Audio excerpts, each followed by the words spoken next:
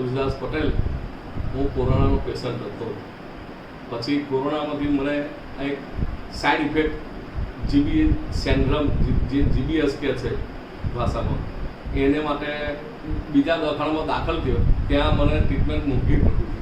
એટલે પછી હું ત્યાંથી ખબર પડી કે ખેમદાસ આયુર્વેદિક હોસ્પિટલ કે સસ્તું છે અને સારું છે, સગવડ પણ સારી મળેલી છે. એટલે પછી હું અહીંયા દાખલ થયો. અહીંયા દાખલ થવામાં મને દિવ્યા મેડમ મારા ડૉક્ટર હતા, એમના થકી હું ટ્રીટમેન્ટ લીધી.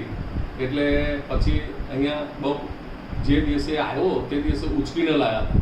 પછી હવે હું જવાનો છું, તો હું અત્યારે ચાલીને અહીંયાથી